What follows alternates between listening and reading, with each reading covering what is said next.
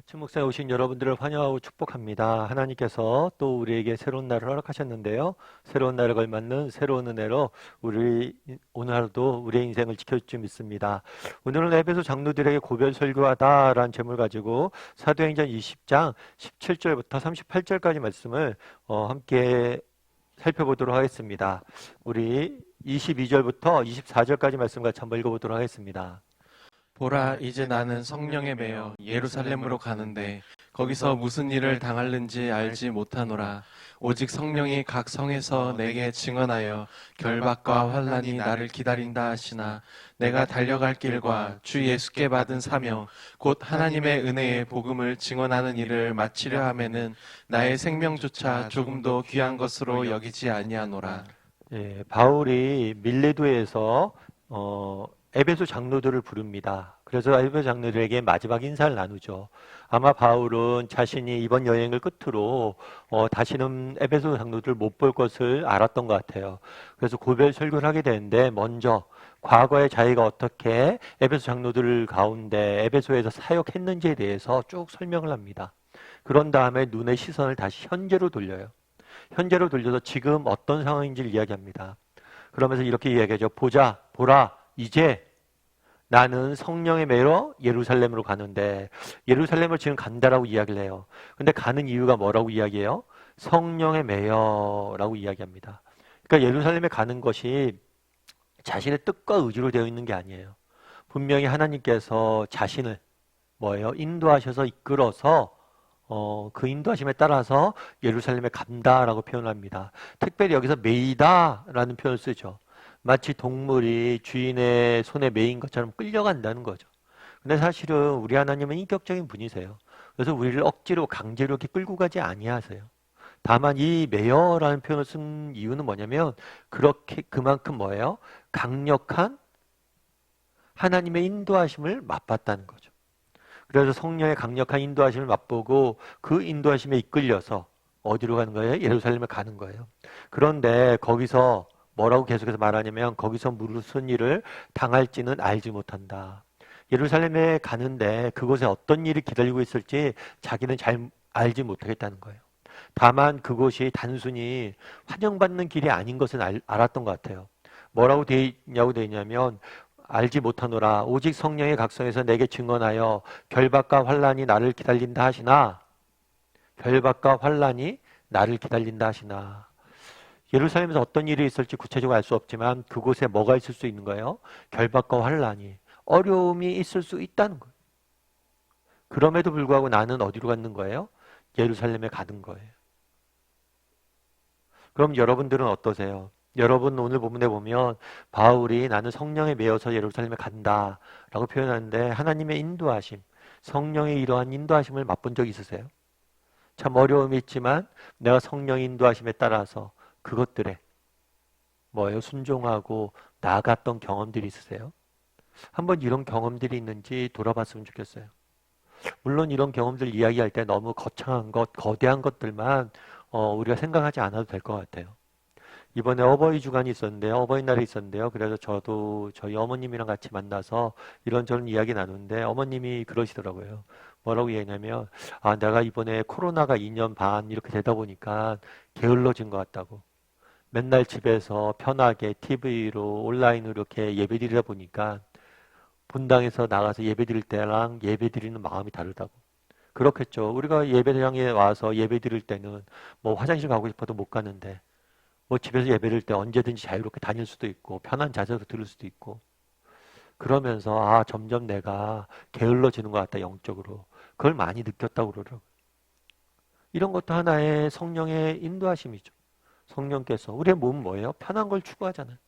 근데 성령 하나님께서 정말 너희가 편한 것만 추구해도 되겠느냐. 정말 하나님 앞에 예배하는 건데 정말 보다 경건히 하나님 앞에 예배해야 되는 거 아니냐. 우리가 주일 예배 빠졌을 때 정말 마음에 부담이 있잖아요. 성령님이 그런 부담을 주시는 거죠. 이런 것들을 경험한 적이 없는지 한번 돌아볼 필요가 있겠죠. 제가 아는 집사님 한 분이 계세요. 그 집사님 한 번은 그런 이야기를 하시더라고요. 이제 다락방을 집에서 해야 될 상황이었던 것 같아요. 그래서 다락방을 하시려고 이제 오늘 다락방을 집에서 해야 되니까 과일을 이렇게 준비해 놓으셨던 것 같아요. 근데 그 과일을 그 전날 저녁에 준비해 놨는데 남편분이 다 먹었던 것 같아요, 밤에. 그래서 막 뭐라고 하시면서 그다음부터는 이렇게 다락방 모임 있고 그러면 이제 과일 같은 거 사놓으면 검은 비닐에 담아서 냉장고에 넣는다고. 남편이 못 보게. 물론 사랑하는 남편을 주는 게 더 좋죠. 먹겠다고 하면 드려야죠. 그런데 문제는 그런 거죠. 뭐 남편은 가족이잖아요. 다락방 식구는 어쩌 보면 남이잖아요. 그런데도 이 남에게 대접하고 싶은 마음.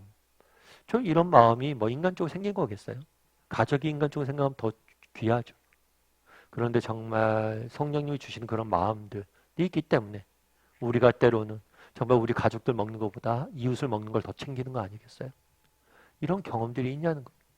정말 성령님의 마음에 부담을 주시고 내 마음을 이끌어서 때로는 손해보는 것 같고 때로는 하지 말아야 할 일들을 했던 적이 있냐는 거죠. 한번 돌아봤으면 좋겠어요.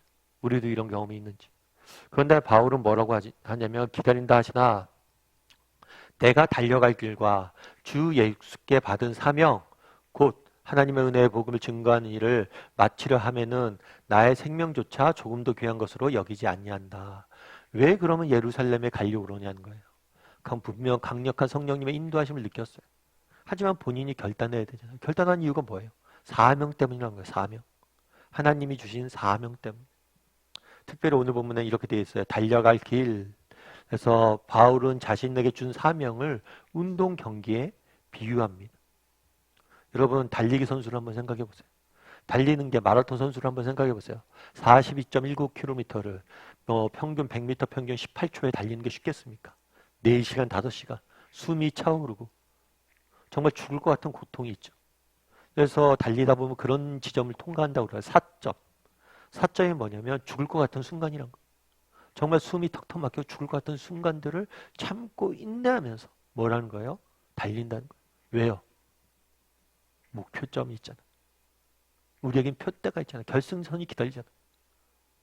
그런 것처럼 운동경기 선수가 마라톤 선수가 정말 숨이 턱턱 타오르지만 죽을 것 같지만 목표를 향해서 달려가는 것처럼 나도 하나님께서 내게 주신 사명을 보면서 달려가는 거예요. 예루살렘에 정말 환란이 기다리는 걸 알았어요. 결박이 기다리는 걸 알았어요. 그럼에도 불구하고 어떻게 달려갈 수 있었냐?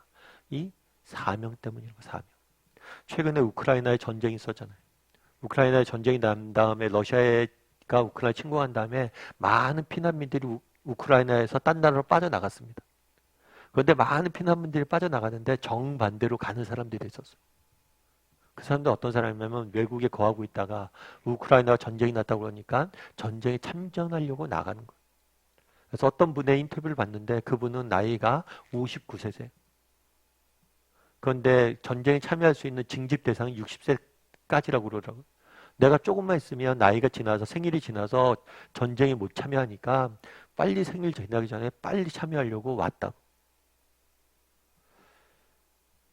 참 그날의 바울이 이야기하잖아요. 결박과 환란이 기다리지만 내가 간다. 이 사람도 마찬가지예요. 정말 전쟁터잖아요. 안 가도 되잖아요. 그런데 자발적으로 가잖아요. 왜 가겠어요? 나라를 지켜야 된다는 사명 때문인 거죠. 그래서 정말 인생 행복한 사람이 어떤 사람일까요? 정말 행복한 사람은 정말 죽도록 무엇인가를 사랑하는 사람이 아닐까 싶어요. 정말 그들이 억지로 강제로 우크라이나 전쟁에 참여합니까? 아니요. 자발적으로 기쁨을 하는 거예요. 왜요? 사랑하니까. 정말 무엇인가를 누군가를 이렇게 사랑할 수 있는 내 목숨보다 더 사랑할 수 있는 사람은 행복한 사람이 아닐까 싶어요. 우리도 경험하잖아요. 자녀를 키울 때. 정말 자녀를 키우고 자녀가 너무 사랑스러운 뭐예요?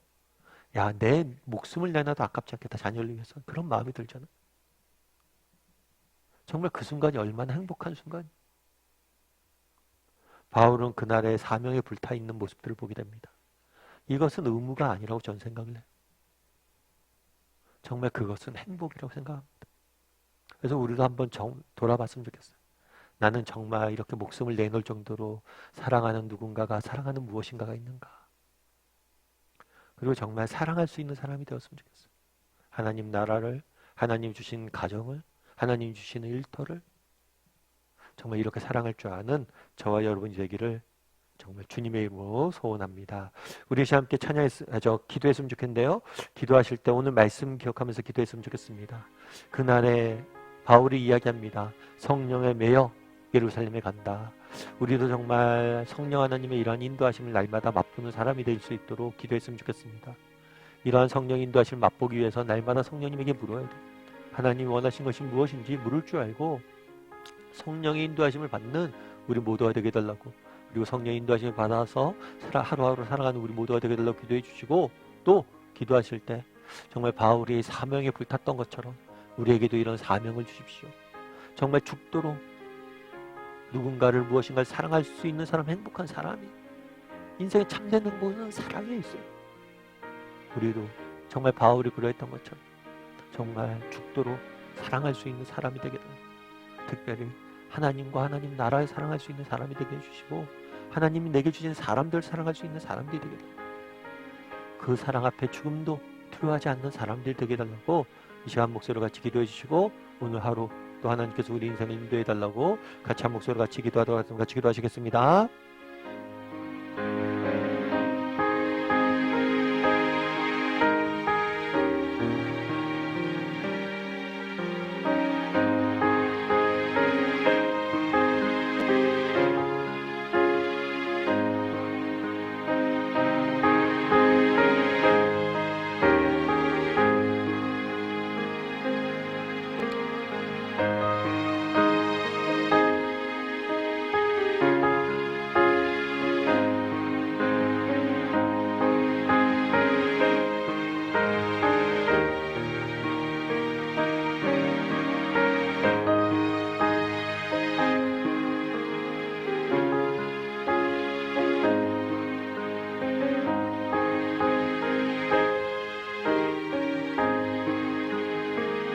사랑의 하나님, 그날의 바울이 에베소 장로들에게 이야기하는 모습들을 보게 됩니다.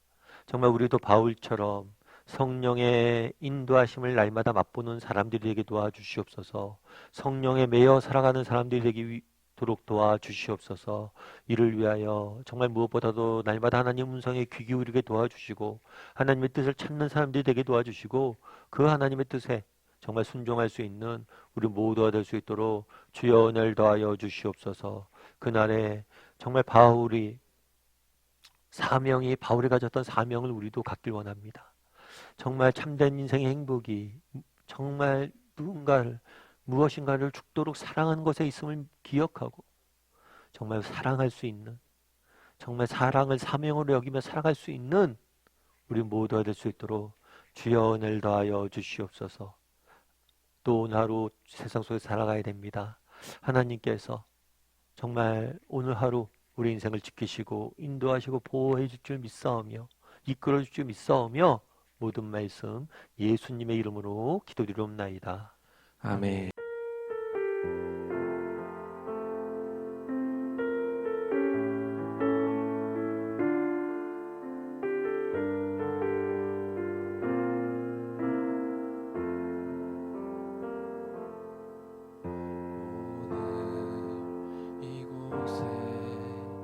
계신 성령님 우리에게 말씀하시고 우릴 가르치